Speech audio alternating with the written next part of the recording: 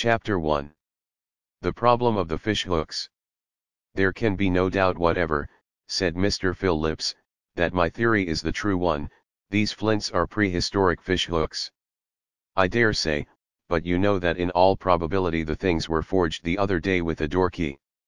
Stuff, said Phillips.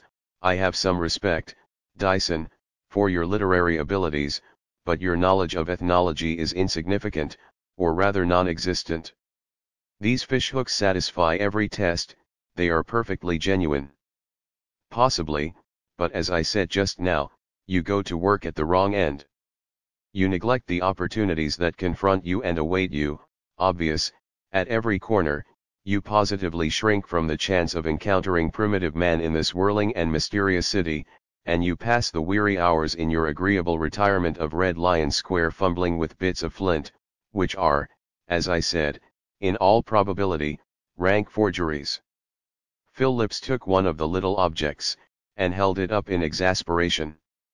Look at that ridge, he said. Did you ever see such a ridge as that on a forgery? Dyson merely grunted and lit his pipe, and the two sat smoking in rich silence, watching through the open window the children in the square as they flitted to and fro in the twilight of the lamps, as elusive as bats flying on the verge of a dark wood. Well, said Phillips at last, it is really a long time since you have been round. I suppose you have been working at your old task. Yes, said Dyson, always the chase of the phrase. I shall grow old in the hunt. But it is a great consolation to meditate on the fact that there are not a dozen people in England who know what style means. I suppose not, for the matter of that, the study of ethnology is far from popular. And the difficulties? Primitive man stands dim and very far off across the great bridge of years. By the way, he went on after a pause, what was that stuff you were talking just now about shrinking from the chance of encountering primitive man at the corner, or something of the kind? There are certainly people about here whose ideas are very primitive. I wish, Phillips, you would not rationalize my remarks. If, I recollect the phrases correctly, I hinted that you shrank from the chance of encountering primitive man in this whirling and mysterious city, and I meant exactly what I said. Who can limit the age of survival? The troglodyte and the lake dweller, perhaps representatives of yet darker races, may very probably be lurking in our midst, rubbing shoulders with frock-coated and finely draped humanity, ravening like wolves at heart and boiling with the foul passions of the swamp and the black cave. Now and then as I walk in Holborn or Fleet Street I see a face which I pronounce abhorred, and yet I could not give a reason for the thrill of loathing that stirs within me. My dear Dyson, I refuse to enter myself in your literary trying-on department. I know that survivals do exist, but all things have a limit, and your speculations are absurd. You must catch me your troglodyte before I will believe in him. I agree to that with all my heart, said Dyson, chuckling at the ease with which he had succeeded in drawing Phillips. Nothing could be better. It's a fine night for a walk, he added, taking up his hat. What nonsense you are talking, Dyson, said Phillips. However, I have no objection to taking a walk with you. As you say, it is a pleasant night. Come along then, said Dyson, grinning, but remember our bargain. The two men went out into the square, and threading one of the narrow passages that serve as exits, struck towards the northeast. As they passed along a flaring causeway they could hear at intervals between the clamour of the children and the triumphant Gloria played on a piano organ the long deep hum and roll of the traffic in Holborn, a sound so persistent that it echoed like the turning of everlasting wheels. Dyson looked to the right and left and conned the way, and presently they were passing through a more peaceful quarter, touching on deserted squares and silent streets black as midnight. Phillips had lost all count of direction, and as by degrees the region of faded respectability gave place to the squalid, and dirty stucco offended the eye of the artistic observer, he merely ventured the remark that he had never seen a neighborhood more unpleasant or more commonplace. More mysterious, you mean, said Dyson. I warn you, Phillips, we are now hot upon the scent. They dived yet deeper into the maze of brickwork, some time before they had crossed a noisy thoroughfare running east and west, and now the quarter seemed all amorphous, without character, here a decent house with sufficient garden, here a faded square, and here factories surrounded by high, blank walls, with blind passages and dark corners, but all ill-lighted and unfrequented and heavy with silence. Presently, as they paced down a forlorn street of two-story houses, Dyson caught sight of a dark and obscure turning. "I like the look of that," he said, "it seems to me promising." There was a street lamp at the entrance, and another, a mere glimmer, at the further end. Beneath the lamp, on the pavement, an artist had evidently established his academy in the daytime, for the stones were all a blur of crude colors rubbed into each other, and a few broken fragments of chalk lay in a little heap beneath the wall. "You see people do occasionally pass this way," said Dyson, pointing to the ruins of the screever's work. "I confess I should not have thought it possible. Come, let us explore." On one side of this byway of communication was a great timber yard, with vague piles of wood looming shapeless above the enclosing wall, and on the other side of the road a wall still higher seemed to enclose a garden, for there were shadows like trees, and a faint murmur of rustling leaves broke the silence. It was a moonless night, and clouds that had gathered after sunset had blackened, and midway between the feeble lamps the passage lay all dark and formless, and when one stopped and listened, and the sharp echo of reverberant footsteps ceased, there came from far away, as from beyond the hills, a faint roll of the noise of London. Phil Lips was bolstering up his courage to declare that he had had enough of the excursion, when a loud cry from Dyson broke in upon his thoughts. "Stop, stop, for heaven's sake, or you will tread on it. There. Almost under your feet." Phil Lips looked down, and saw a vague shape, dark, and framed in surrounding darkness, drop strangely on the pavement, and then a white cuff glimmered for a moment as Dyson lit a match, which went out directly. "It's a drunken man," said Phil Lips very coolly. "It's a murdered man," said Dyson, and he began to call for police with all his might, and soon from the distance running footsteps echoed and grew louder, and cries sounded. A policeman was the first to come up. "What's the matter?" he said, as he drew to a stand, panting. "Anything amiss here?"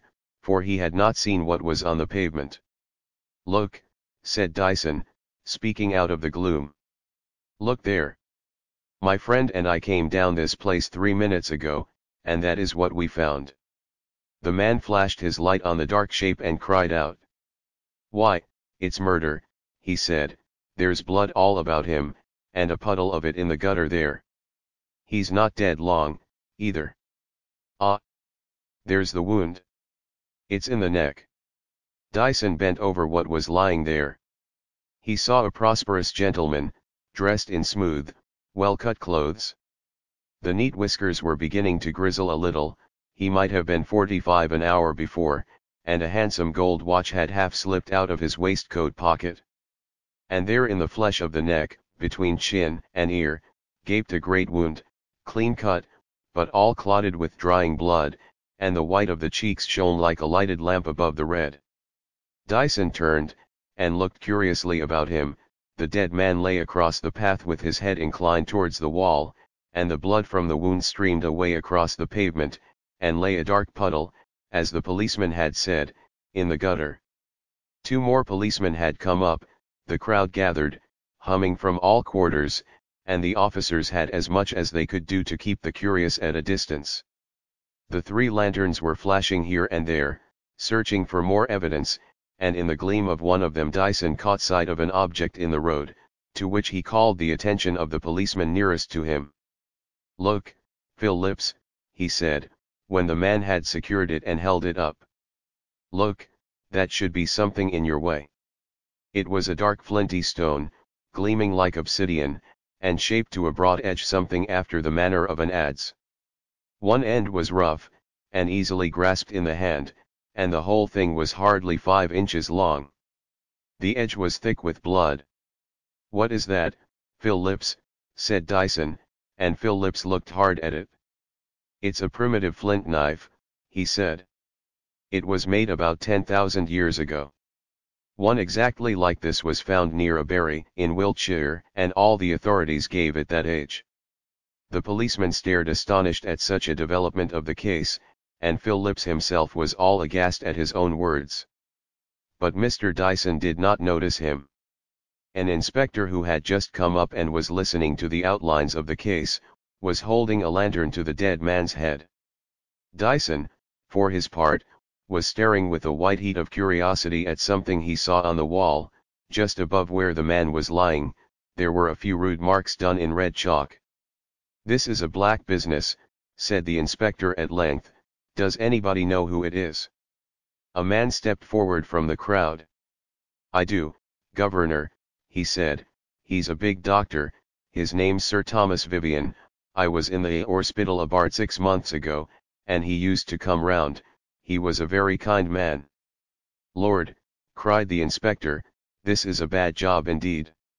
Why, Sir Thomas Vivian goes to the royal family. And there's a watch worth 100 guineas in his pocket, so it isn't robbery." Dyson and Phil Lips gave their cards to the authority, and moved off, pushing with difficulty through the crowd that was still gathering fast, and the alley that had been lonely and desolate now swarmed with white staring faces and hummed with the buzz of rumor and horror, and rang with the commands of the officers of police. The two men, once free from this swarming curiosity, stepped out briskly, but for 20 minutes neither spoke a word. "Phil Lips," said Dyson, as they came into a small but cheerful street, clean and brightly lit, "Phil Lips, I owe you an apology. I was wrong to have spoken as I did tonight. Such infernal jesting," he went on, with heat, as if there were no wholesome subjects for a joke. "I feel as if I had raised an evil spirit." "For heaven's sake say nothing more," said Phil Lips, choking down horror with visible effort. "You told the truth to me in my room.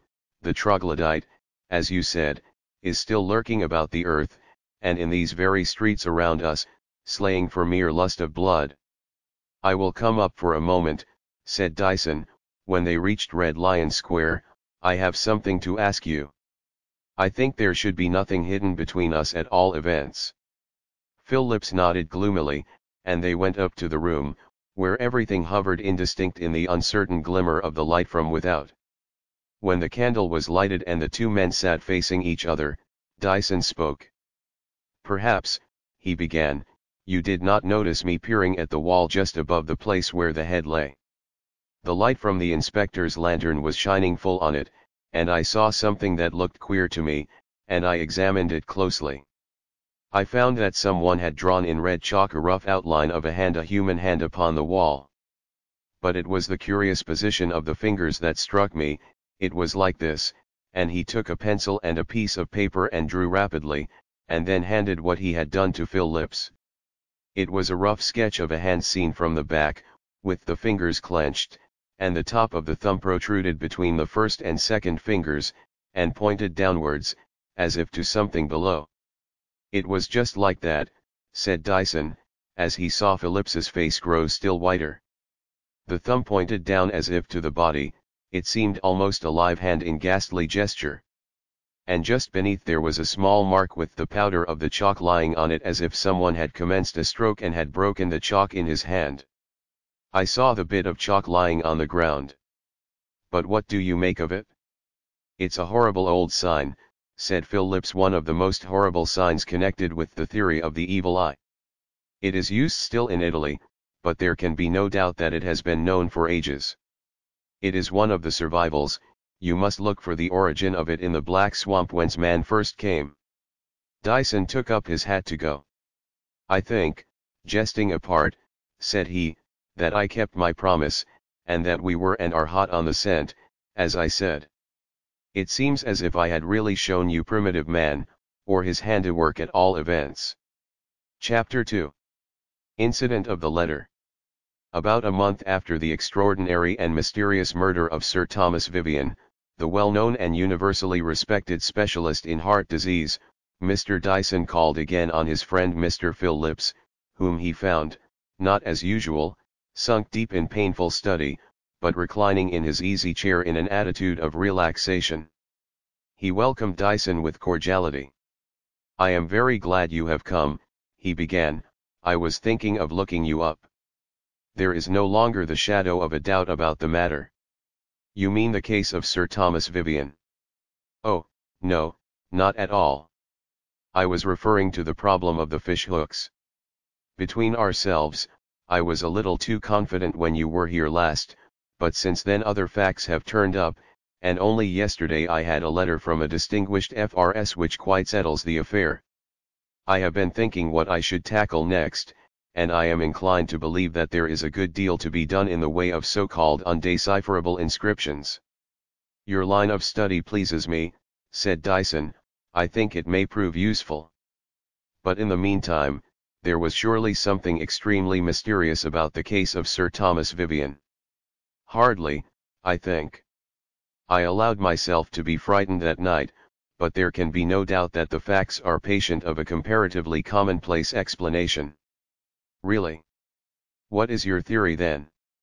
"Well, I imagine that Vivian must have been mixed up at some period of his life in an adventure of a not very creditable description, and that he was murdered out of revenge by some Italian whom he had wronged." "Why Italian?" "Because of the hand, the sign of the mano in Fica. That gesture is now only used by Italians. So you see that what appeared the most obscure feature in the case turns out to be illuminant." "Yes, quite so. And the flint knife?" "That is very simple. The man found the thing in Italy, or possibly stole it from some museum. Follow the line of least resistance, my dear fellow, and you will see there is no need to bring up primitive man from his secular grave beneath the hills." "There is some justice in what you say," said Dyson. "As I understand you, then, you think that your Italian, having murdered Vivian, kindly chalked up that hand as a guide to Scotland Yard." "Why not? Remember, a murderer is always a madman. He may plot and contrive 9/10 of his scheme with the acuteness and the grasp of a chess player or a pure mathematician, but somewhere or other his wits leave him and he behaves like a fool. Then you must take into account the insane pride or vanity of the criminal. He likes to leave his mark, as it were, upon his handiwork." "Yes, it is all very ingenious, but have you read the reports of the inquest?" "No, not a word. I simply gave my evidence, left the court, and dismissed the subject from my mind." "Quite so. Then if you don't object, I should like to give you an account of the case. I have studied it rather deeply, and I confess it interests me extremely." "Very good. But I warn you, I have done with mystery. We are to deal with facts now." "Yes, it is fact that I wish to put before you. And this is fact the first. When the police moved Sir Thomas Vivian's body, they found an open knife beneath him. It was an ugly-looking thing such as sailors carry, with a blade that the mere opening rendered rigid, and there the blade was already bare and gleaming, but without a trace of blood on it, and the knife was found to be quite new. It had never been used. Now, at the first glance it looks as if your imaginary Italian were just the man to have such a tool. But consider a moment. Would he be likely to buy a new knife expressly to commit murder? And, secondly, if he had such a knife, why didn't he use it, instead of that very odd flint instrument? And I want to put this to you. You think the murderer chalked up the hand after the murder as a sort of melodramatic Italian assassin, his marked touch? Passing over the question as to whether the real criminal ever does such a thing, I would point out that, on the medical evidence, Sir Thomas Vivian hadn't been dead for more than an hour. That would place the stroke at about 9:45, and you know it was perfectly dark when we went out at 9:30.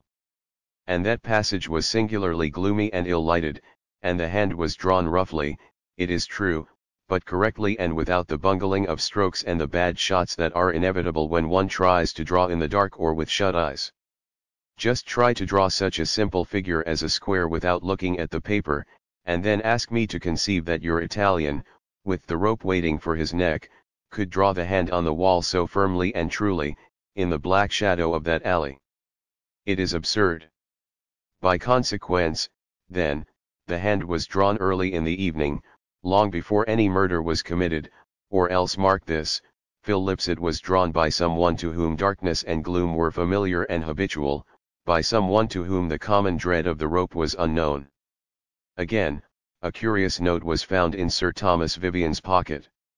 Envelope and paper were of a common make, and the stamp bore the West Central postmark. I will come to the nature of the contents later on, but it is the question of the handwriting that is so remarkable. The address on the outside was neatly written in a small clear hand, but the letter itself might have been written by a Persian who had learnt the English script. It was upright, and the letters were curiously contorted, with an affectation of dashes and backward curves which really reminded me of an Oriental manuscript, though it was all perfectly legible. But and here comes the poser. On searching the dead man's waistcoat pockets, a small memorandum book was found. It was almost filled with pencil jottings. These memoranda related chiefly to matters of a private as distinct from a professional nature. There were appointments to meet friends, notes of theatrical first nights, the address of a good hotel in Tours, and the title of a new novel, nothing in any way intimate. And the whole of these jottings were written in a hand nearly identical with the writing of the note found in the dead man's coat pocket.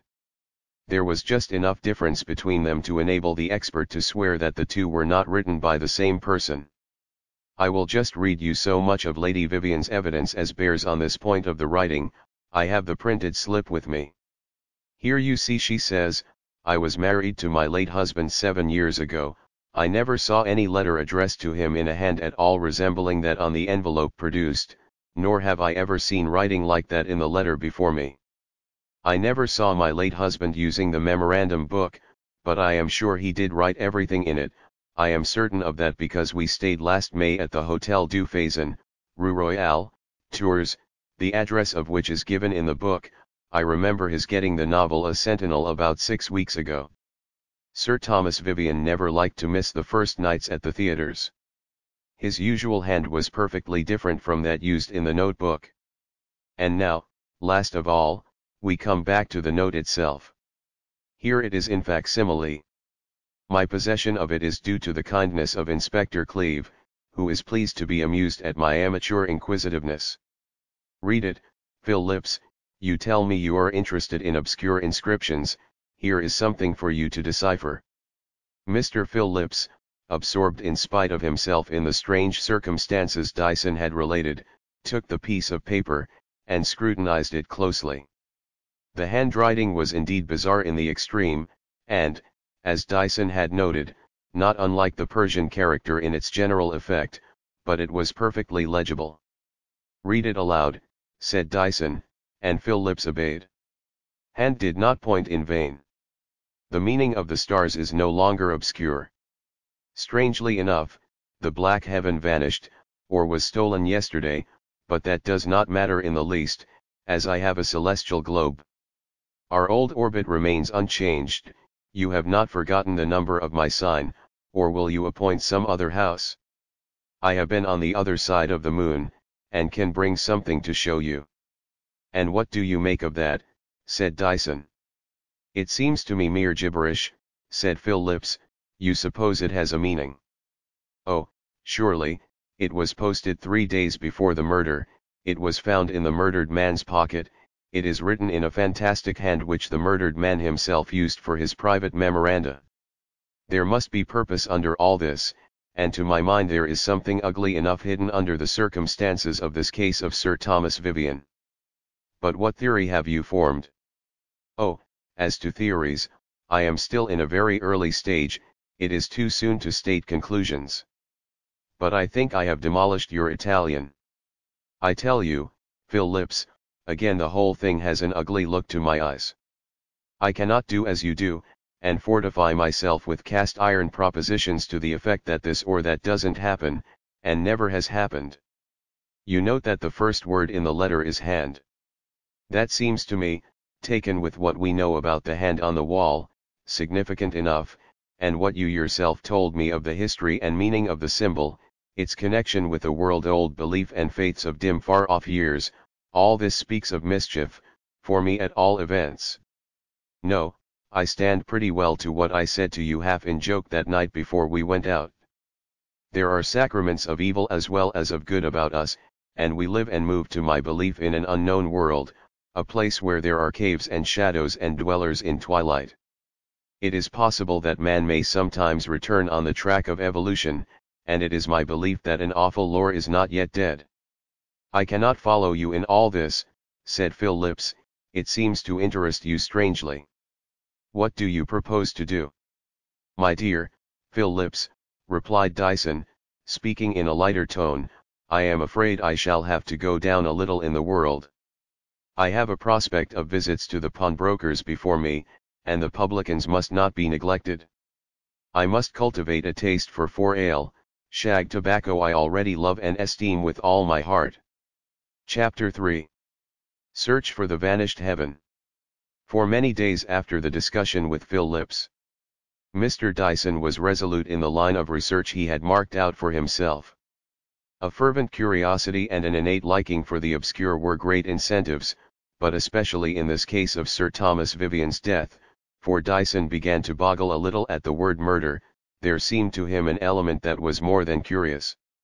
The sign of the red hand upon the wall, the tool of flint that had given death, the almost identity between the handwriting of the note and the fantastic script reserved religiously, as it appeared, by the doctor for trifling jottings, all these diverse and variegated threads joined to weave in his mind a strange and shadowy picture, with ghastly shapes dominant and deadly, and yet ill-defined, like the giant figures wavering in an ancient tapestry.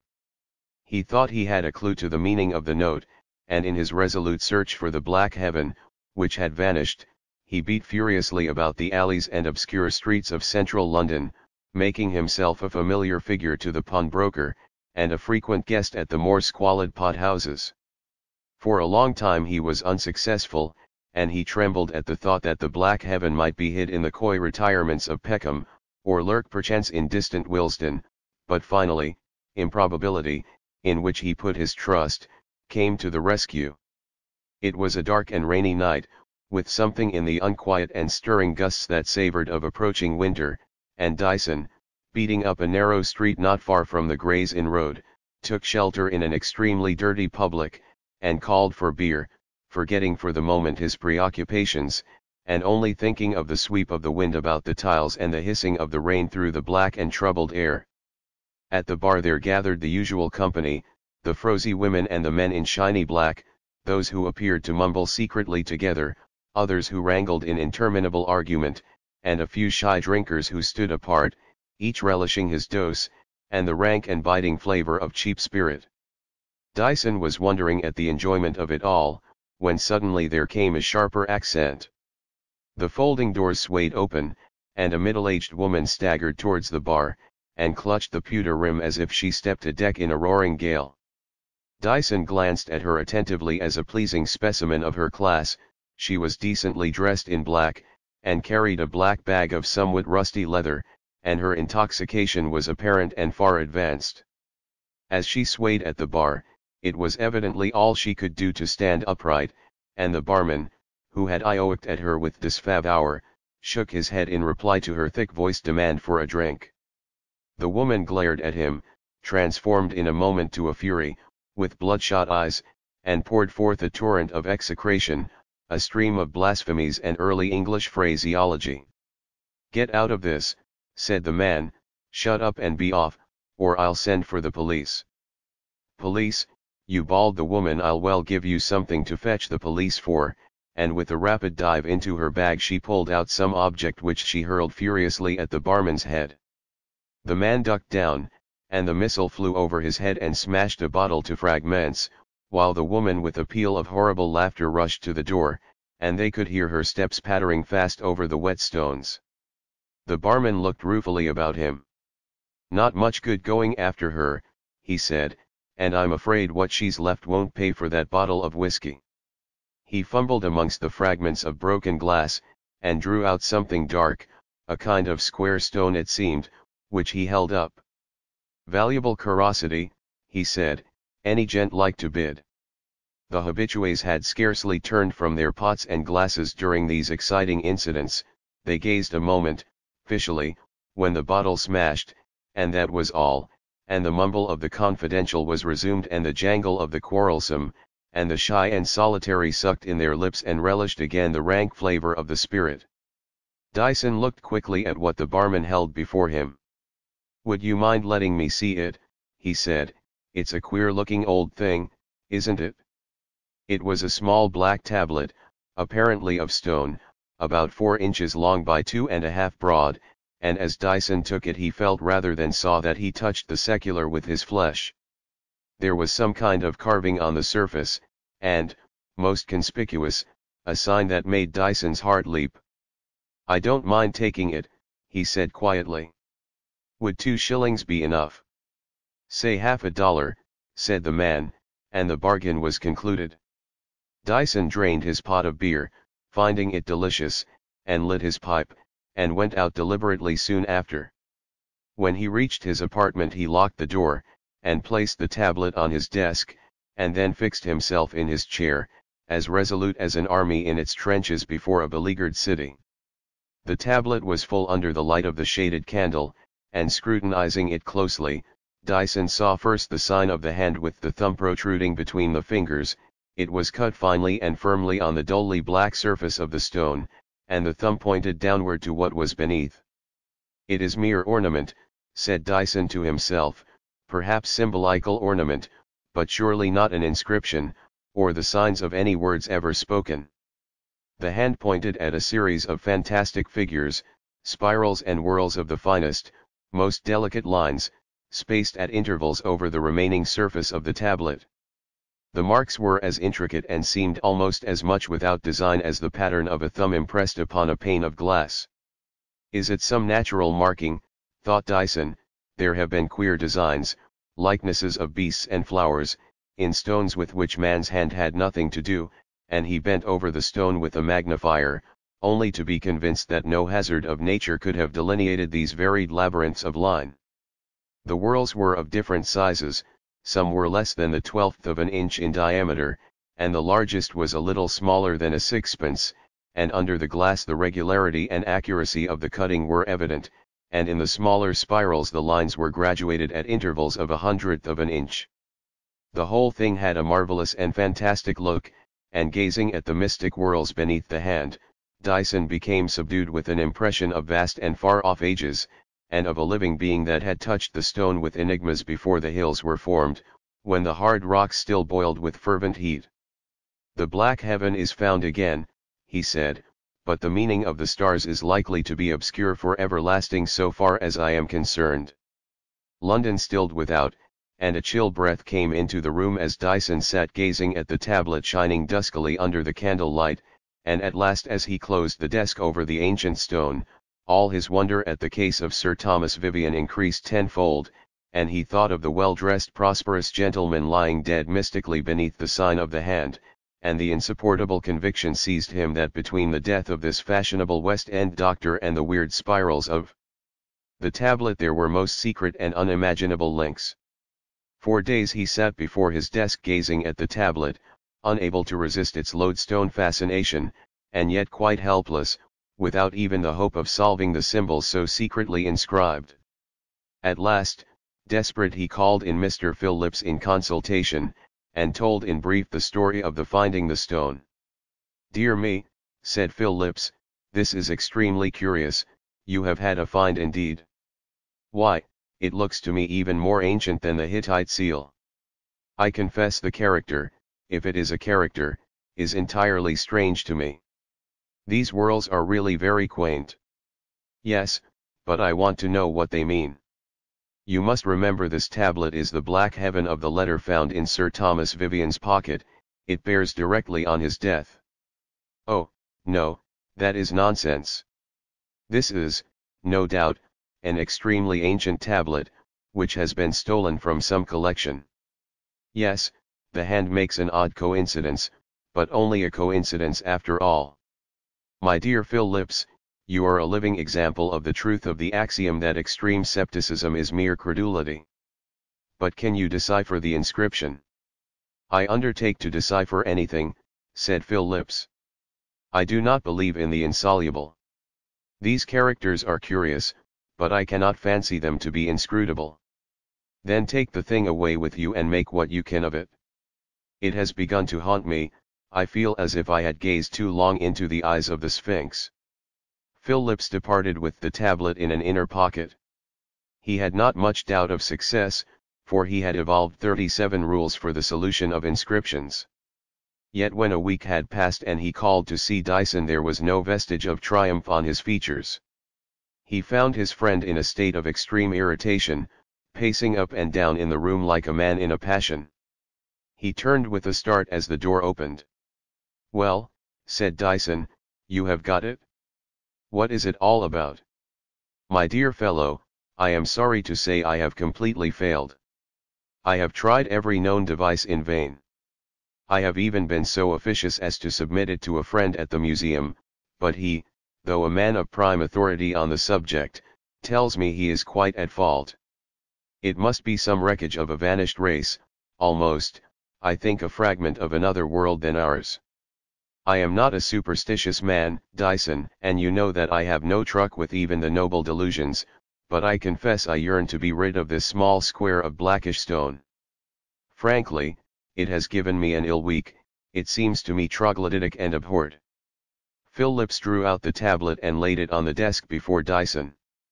"By the way," he went on, "I was right at all events in one particular, it has formed part of some collection.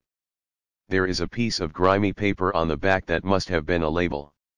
"Yes, I noticed that," said Dyson, who had fallen into deepest disappointment. "No doubt the paper is a label. But as I don't much care where the tablet originally came from, and only wish to know what the inscription means, I paid no attention to the paper.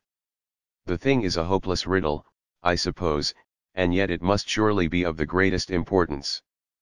Phil Lips left soon after, and Dyson, still despondent, took the tablet in his hand and carelessly turned it over.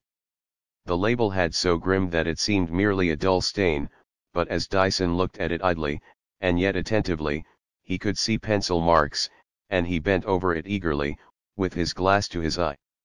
To his annoyance, he found that part of the paper had been torn away, and he could only with difficulty make out odd words and pieces of words. First he read something that looked like inroad, and then beneath, stony-hearted step, and a tear cut off the rest. But in an instant a solution suggested itself, and he chuckled with huge delight. "Certainly," he said out loud, "this is not only the most charming but the most convenient quarter in all London. Here I am, allowing for the accidents of side streets, perched on a tower of observation." He glanced triumphant out of the window across the street to the gate of the British Museum. Sheltered by the boundary wall of that agreeable institution, a scriber, or artist in chalks, displayed his brilliant impressions on the pavement, soliciting the approval and the coppers of the gay and serious. "This," said Dyson, "is more than delightful. An artist is provided to my hand." Chapter 4. The Artist of the Pavement. Mr. Phil Lips, in spite of all disavowals, in spite of the wall of sense of whose enclosure and limit he was wont to make his boast, yet felt in his heart profoundly curious as to the case of Sir Thomas Vivian. Though he kept a brave face for his friend, his reason could not decently resist the conclusion that Dyson had enunciated, namely, that the whole affair had a look both ugly and mysterious.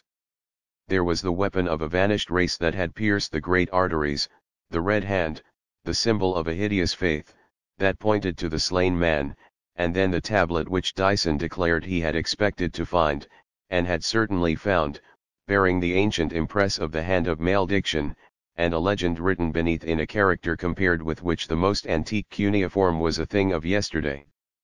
Besides all this, there were other points that tortured and perplexed. How to account for the bare knife found unstained beneath the body?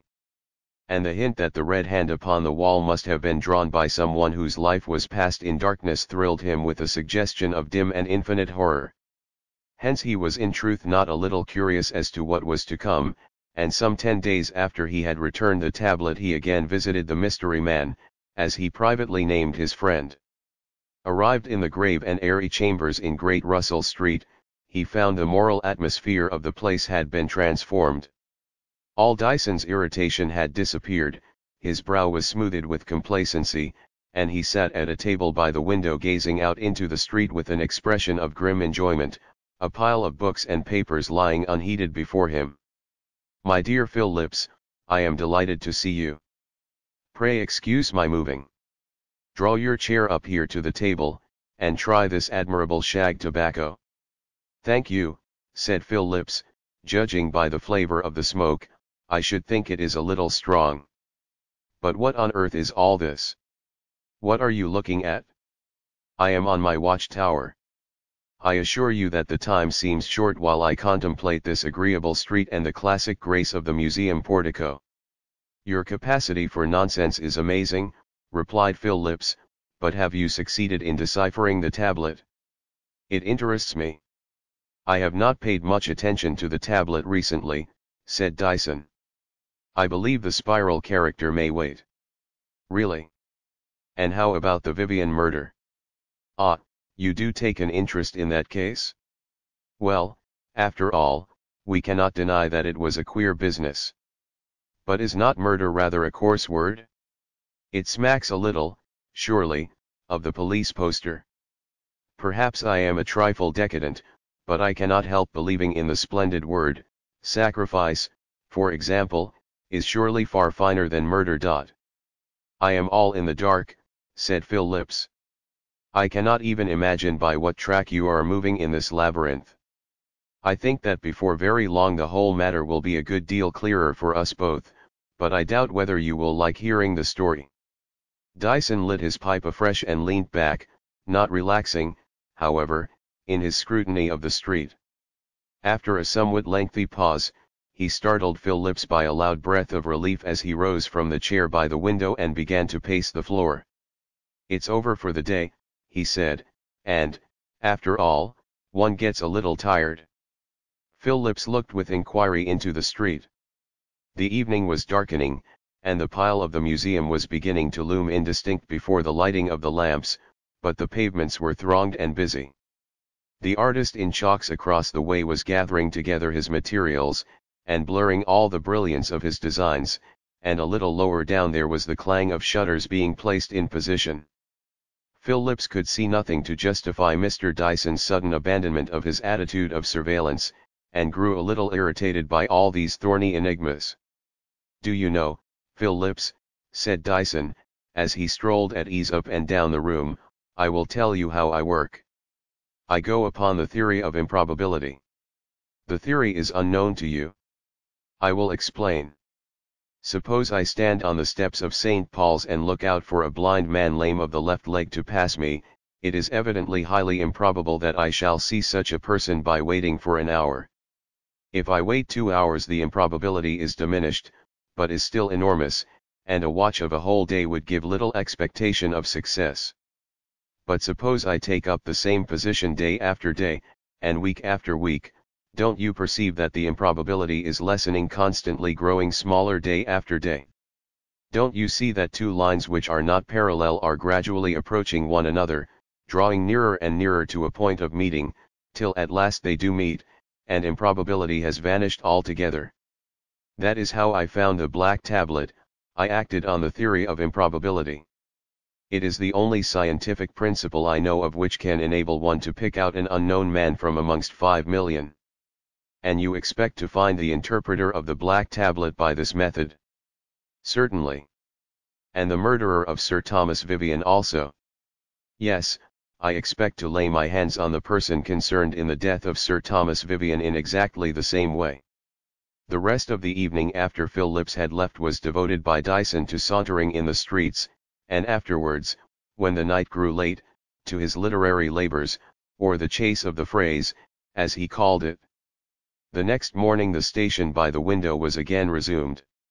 His meals were brought to him at the table, and he ate with his eyes on the street. With briefest intervals, snatched reluctantly from time to time, he persisted in his survey throughout the day, and only at dusk, when the shutters were put up and the scriber ruthlessly deleted all his labor of the day, just before the gas lamps began to star the shadows, did he feel at liberty to quit his post. Day after day the ceaseless glance upon the street continued, till the landlady grew puzzled and aghast at such a profitless pertinacity. But at last, one evening, when the play of lights and shadows was scarce beginning, and the clear cloudless air left all distinct and shining, there came the moment. A man of middle age, bearded and bowed, with a touch of grey about the ears, was strolling slowly along the northern pavement of Great Russell Street from the eastern end. He looked up at the museum as he went by, and then glanced involuntarily at the art of the screever, and at the artist himself, who sat beside his pictures, hat in hand. The man with the beard stood still an instant, swaying slightly to and fro as if in thought, and Dyson saw his fists shut tight, and his back quivering, and the one side of his face in view twitched and grew contorted with the indescribable torment of approaching epilepsy. Dyson drew a soft hat from his pocket, and dashed the door open, taking the stair with a run. When he reached the street, the person he had seen so agitated had turned about, and, regardless of observation, was racing wildly towards Bloomsbury Square, with his back to his former course. Mr. Dyson went up to the artist of the pavement and gave him some money, observing quietly, "You needn't trouble to draw that thing again." Then he, too, turned about, and strolled idly down the street in the opposite direction to that taken by the fugitive. So the distance between Dyson and the man with the bowed head grew steadily greater. Chapter 5. Story of the Treasure House. There are many reasons why I chose your rooms for the meeting in preference to my own. Chiefly, perhaps because I thought the man would be more at his ease on neutral ground. "I confess, Dyson," said Phil Lips, "that I feel both impatient and uneasy. You know my standpoint, hard matter of fact, materialism if you like, in its crudest form. But there is something about all this affair of Vivian that makes me a little restless. And how did you induce the man to come? He has an exaggerated opinion of my powers. You remember what I said about the doctrine of improbability? When it does work out, it gives results which seem very amazing to a person who is not in the secret. That is striking, isn't it? And there goes the bell." They heard footsteps on the stair, and presently the door opened, and a middle-aged man, with a bowed head, bearded, and with a good deal of grizzling hair about his ears, came into the room. Phil Lips glanced at his features, and recognized the lineaments of terror. "Come in, Mr. Selby," said Dyson. "This is Mr. Phil Lips, my intimate friend and our host for this evening. Will you take anything? Then perhaps we had better hear your story, a very singular one, I am sure." The man spoke in a voice hollow and a little quavering, and a fixed stare that never left his eyes seemed directed to something awful that was to remain before him by day and night for the rest of his life. "You will, I am sure, excuse preliminaries," he began. "What I have to tell is best told quickly. I will say, then, that I was born in a remote part of the west of England, where the very outlines of the woods and hills, and the winding of the streams in the valleys, are apt to suggest the mystical to any one strongly gifted with imagination. When I was quite a boy there were certain huge and rounded hills, certain depths of hanging wood, and secret valleys vast Ionied round on every side that filled me with fancies beyond the bourne of rational expression, and as I grew older and began to dip into my father's books, I went by instinct, like the bee, to all that would nourish fantasy. Thus, from a course of obsolete and occult reading, and from listening to certain wild legends in which the older people still secretly believed, I grew firmly convinced of the existence of treasure, the hoard of a race extinct for ages, still hidden beneath the hills, and my every thought was directed to the discovery of the golden heaps that lay, as I fancied, within a few feet of the green turf. To one spot, in especial, I was drawn as if by enchantment.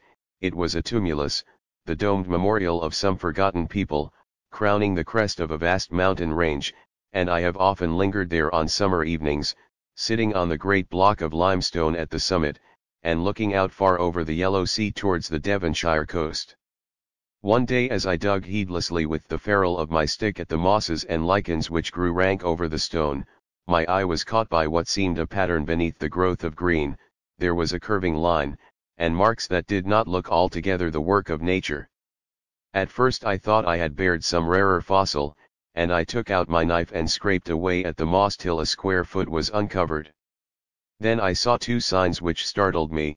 First, a closed hand, pointing downwards, the thumb protruding between the fingers, and beneath the hand a whorl or spiral, traced with exquisite accuracy in the hard surface of the rock.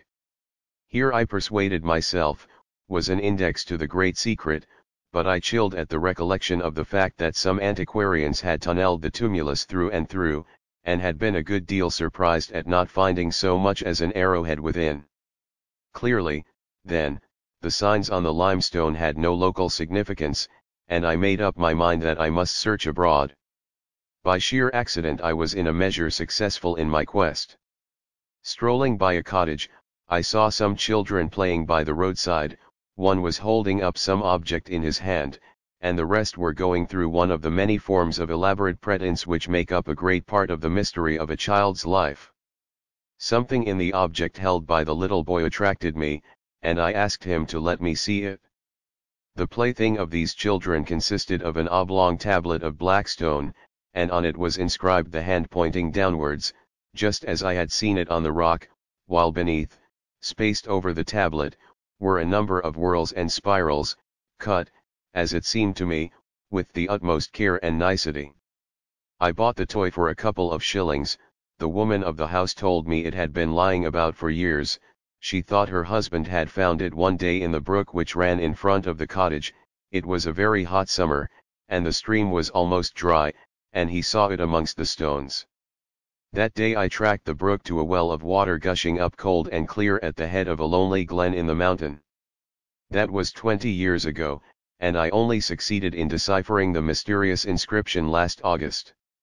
I must not trouble you with irrelevant details of my life. It is enough for me to say that I was forced, like many another man, to leave my old home and come to London.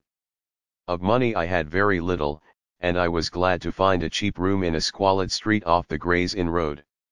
The late Sir Thomas Vivian, then far poorer and more wretched than myself, had a garret in the same house, and before many months we became intimate friends, and I had confided to him the object of my life.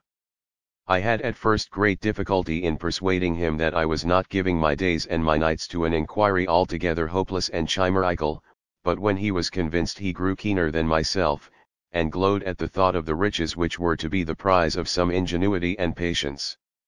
I liked the man intensely, and pitied his case. He had a strong desire to enter the medical profession, but he lacked the means to pay the smallest fees, and indeed he was, not once or twice, but often reduced to the very verge of starvation.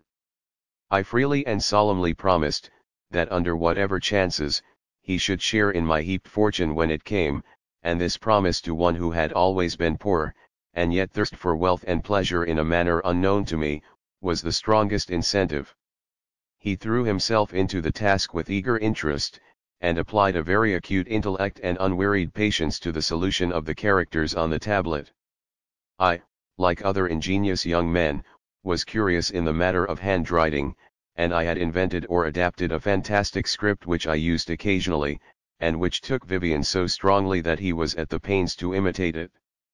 It was arranged between us that if we were ever parted, and had occasion to write on the affair that was so close to our hearts, this queer hand of my invention was to be used, and we also contrived a semi-cipher for the same purpose.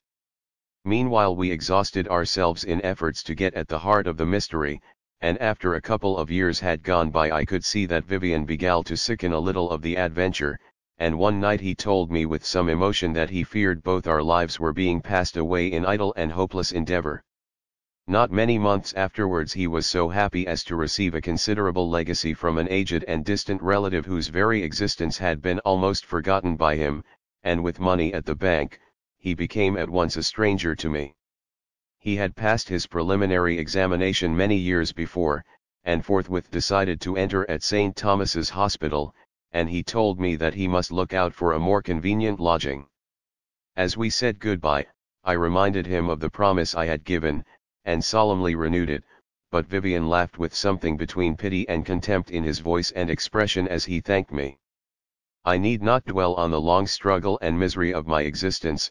Now doubly lonely, I never wearied or despaired of final success, and every day saw me at work, the tablet before me, and only at dusk would I go out and take my daily walk along Oxford Street, which attracted me, I think, by the noise and motion and glitter of lamps. This walk grew with me to a habit. Every night, and in all weathers, I crossed the Gray's Inn Road and struck westward, sometimes choosing a northern track, by the Euston Road and Tottenham Court Road, sometimes I went by Holborn, and I sometimes by way of Great Russell Street. Every night I walked for an hour to and fro on the northern pavement of Oxford Street, and the tale of De Quincey and his name for the street, stony-hearted stepmother, often recurred to my memory. Then I would return to my grimy den and spend hours more in endless analysis of the riddle before me. The answer came to me one night a few weeks ago.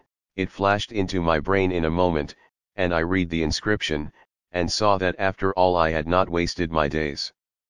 The place of the treasure house of them that dwell below, were the first words I read, and then followed minute indications of the spot in my own country where the great works of gold were to be kept forever. Such a track was to be followed, such a pitfall avoided, here the way narrowed almost to a fox's hole, and there it broadened, and so at last the chamber would be reached. I determined to lose no time in verifying my discovery, not that I doubted at that great moment, but I would not risk even the smallest chance of disappointing my old friend Vivian, now a rich and prosperous man. I took the train for the west, and one night, with chart in hand, traced out the passage of the hills, and went so far that I saw the gleam of gold before me. I would not go on. I resolved that Vivian must be with me, and I only brought away a strange knife of flint which lay on the path, as confirmation of what I had to tell. I returned to London, and was a good deal vexed to find the stone tablet had disappeared from my rooms. My landlady, an inveterate drunkard, denied all knowledge of the fact, but I have little doubt she had stolen the thing for the sake of the glass of whiskey it might fetch. However, I knew what was written on the tablet by heart, and I had also made an exact facsimile of the characters, so the loss was not severe. Only one thing annoyed me. When I first came into possession of the stone, I had pasted a piece of paper on the back and had written down the date and place of finding, and later on I had scribbled a word or two, a trivial sentiment, the name of my street, and such like idle pencilings on the paper, and these memories of days that had seemed so hopeless were dear to me. I had thought they would help to remind me in the future of the hours when I had hoped against despair. However, I wrote at once to Sir Thomas Vivian, using the handwriting I have mentioned and also the quasi-cipher. I told him of my success, and after mentioning the loss of the tablet and the fact that I had a copy of the inscription, I reminded him once more of my promise, and asked him either to write or call. He replied that he would see me in a certain obscure passage in Clerkenwell well known to us both in the old days, and at 7 o'clock one evening I went to meet him. At the corner of this byway, as I was walking to and fro, I noticed the blurred pictures of some street artist, and I picked up a piece of chalk he had left behind him, not much thinking what I was doing. I paced up and down the passage, wondering a good deal, as you may imagine, as to what manner of man I was to meet after so many years of parting, and the thoughts of the buried time coming thick upon me, I walked mechanically without raising my eyes from the ground. I was startled out of my reverie by an angry voice and a rough inquiry why I didn't keep to the right side of the pavement, and looking up I found I had confronted a prosperous and important gentleman, who eyed my poor appearance with a look of great dislike and contempt. I knew directly it was my old comrade, and when I recalled myself to him, he apologized with some show of regret, and began to thank me for my kindness, doubtfully, as if he hesitated to commit himself, and, as I could see, with the hint of a suspicion as to my sanity. I would have engaged him at first in reminiscences of our friendship, but I found Sir Thomas viewed those days with a good deal of distaste, and replying politely to my remarks, continually edged in business matters, as he called them. I changed my topics, and told him in greater detail what I have told you. Then I saw his manner suddenly change, as I pulled out the flint knife to prove my journey to the other side of the moon, as we called it in our jargon. There came over him a kind of choking eagerness, his features were somewhat discomposed, and I thought I detected a shuddering horror, a clenched resolution, and the effort to keep quiet succeed one another in a manner that puzzled me. I had occasion to be a little precise in my particulars, and it being still light enough, I remembered the red chalk in my pocket, and drew the hand on the wall. "Here, you see, is the hand," I said, as I explained its true meaning. "Note where the thumb issues from between the first and second fingers," and I would have gone on, and had applied the chalk to the wall to continue my diagram, when he struck my hand down much to my surprise. "No, no," he said, "I do not want all that. And this place is not retired enough, let us walk on, and do you explain everything to me minutely." I complied readily enough, and he led me away choosing the most unfrequented byways, while I drove in the plan of the hidden house word by word. Once or twice as I raised my eyes I caught Vivian looking strangely about him. He seemed to give a quick glint up and down, and glance at the houses, and there was a furtive and anxious air about him that displeased me. "Let us walk on to the north," he said at length. "We shall come to some pleasant lanes where we can discuss these matters, quietly. My night's rest is at your service." I declined, on the pretext that I could not dispense with my visit to Oxford Street, and went on till he understood every turning and winding and the minutest detail as well as myself. We had returned on our footsteps, and stood again in the dark passage, just where I had drawn the red hand on the wall, for I recognized the vague shape of the trees whose branches hung above us. "We have come back to our starting point," I said. "I almost think I could put my finger on the wall where I drew the hand. And I am sure you could put your finger on the mystic hand in the hills as well as I remember between stream and stone." I was bending down, peering at what I thought must be my drawing, when I heard a sharp hiss of breath, and started up, and saw Vivian with his arm uplifted and a bare blade in his hand, and death threatening in his eyes. In sheer self-defense I caught at the flint weapon in my pocket, and dashed at him in blind fear of my life, and the next instant he lay dead upon the stones. "I think that is all," Mr. Selby continued after a pause, "and it only remains for me to say to you, Mr. Dyson, that I cannot conceive what means enabled you to run me down." "I followed many indications," said Dyson, "and I am bound to disclaim all credit for acuteness, as I have made several gross blunders. Your celestial cipher did not, I confess, give me much trouble. I saw at once that terms of astronomy were substituted for common words and phrases. You had lost something black, or something black had been stolen from you. A celestial globe is a copy of the heavens, so I knew you meant you had a copy of what you had lost. Obviously, then, I came to the conclusion that you had lost a black object with characters or symbols written or inscribed on it, since the object in question certainly contained valuable information and all information must be written or pictured. Our old orbit remains unchanged, evidently our old course or arrangement. The number of my sign must mean the number of my house, the allusion being to the signs of the zodiac. I need not say that the other side of the moon can stand for nothing but some place where no one else has been, and some other house is some other place of meeting, the house being the old term house of the heavens. Then my next step was to find the black heaven that had been stolen, and by a process of exhaustion I did so. You have got the tablet? Certainly. And on the back of it, on the slip of paper you have mentioned, I read inroad, which puzzled me a good deal, till I thought of Gray's inroad. You forgot the second and stony-hearted step immediately suggested the phrase of De Quincey you have alluded to, and I made the wild but correct shot, that you were a man who lived in or near the Gray's Inn-Road, and had the habit of walking in Oxford Street, for you remember how the opium eater dwells on his wearying promenades along that thoroughfare. On the theory of improbability, which I have explained to my friend here, I concluded that occasionally, at all events, you would choose the way by Guildford Street, Russell Square, and Great Russell Street, and I knew that if I watched long enough I should see you. But how was I to recognize my man? I noticed the screever opposite my rooms, and got him to draw every day a large hand, in the gesture so familiar to us all, upon the wall behind him. I thought that when the unknown person did pass he would certainly betray some emotion at the sudden vision of the sign, to him the most terrible of symbols. You know the rest. Ah, as to catching you an hour later, that was, I confess, a refinement. From the fact of your having occupied the same rooms for so many years, in a neighborhood moreover where lodgers are migratory to excess, I drew the conclusion that you were a man of fixed habit, and I was sure that after you had got over your fright you would return for the walk down Oxford Street. You did, by way of New Oxford Street, and I was waiting at the corner. Your conclusions are admirable, said Mr. Selby.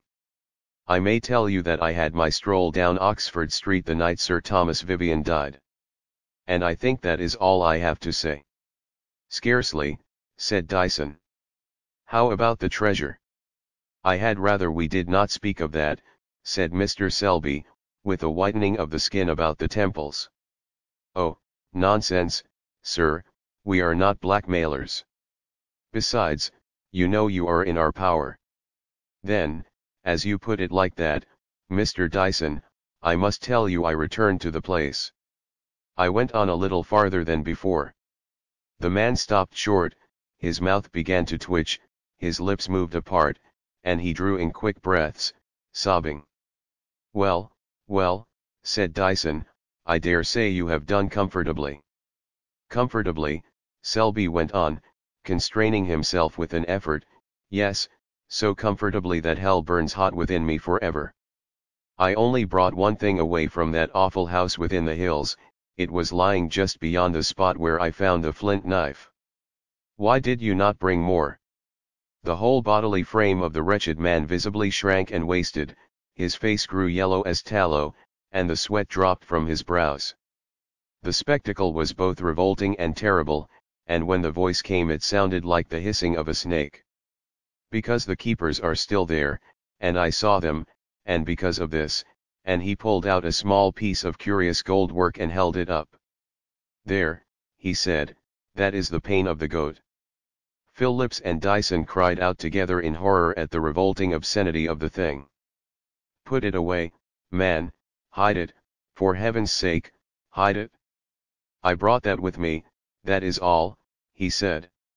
You do not wonder that I did not stay long in a place where those who live are a little higher than the beasts, and where what you have seen is surpassed 1,000-fold. Take this, said Dyson, I brought it with me in case it might be useful, and he drew out the black tablet, and handed it to the shaking, horrible man. And now, said Dyson, will you go out? The two friends sat silent a little while, facing one another with restless eyes and lips that quivered.